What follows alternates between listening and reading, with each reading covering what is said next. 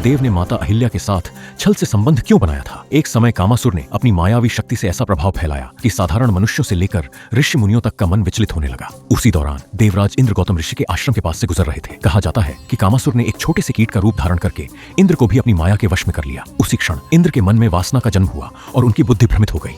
वे गौतम ऋषि के आश्रम के बाहर ब्रह्म मुहूर्त होने की प्रतीक्षा करने लगे। जैसे ही ब्रह्म मुहूर्त हुआ, गौतम ऋषि अपनी दैनिक साधना और स्नान के लिए आश्रम से बाहर चले गए। यही अवसर देखकर इंद्र ने गौतम ऋषि का रूप धारण किया और कुटिया में प्रवेश कर माता अहिल्या के साथ छलपूर्वक दुष्कर्म किया। लेकिन भाग्य को कुछ और ही मंजूर था। जैसे ही इंद्र कुटिया से बाहर निकले, उसी समय गौतम महर्षि वापस लौट आए। अब इंद्र के पास बचने का कोई मार्ग नहीं था। यह दृश्य देखकर गौतम ऋषि का क्रोध 7वें आसमान पर पहुंच गया। इंद्र हाथ जोड़कर क्षमा मांगने लगे, लेकिन ऋषि ने उन्हें श्राप देते हुए कहा, तुम नपुंसक हो जाओगे और तुम्हारे पूरे शरीर पर 100 छिद्र प्रकट होंगे। श्राप मिलते ही इंद्र वहां से लज्जित होकर चले गए। इसके बाद माता अहिल्या भी अपने पति के चरणों में गिर पड़ी और बार बार क्षमा की प्रार्थना करने लगी। किंतु गौतम ऋषि का क्रोध शांत नहीं हुआ। उन्होंने उन्हें भी इस घटना का भागी मानते हुए श्राप दिया, तुम युगों युगों तक शिला बनकर इसी स्थान पर पड़ी रहोगी। श्राप के प्रभाव से माता अहिल्या उसी क्षण शिला बन गई। समय बीतता गया, हजारों वर्ष गुजर गए। फिर त्रेता युग में जब भगवान श्री राम उस आश्रम में पहुंचे, तब उनके पावन चरणों का स्पर्श होते ही माता अहिल्या श्राप से मुक्त होकर पुनः अपने दिव्य स्वरूप में प्रकट हो गई।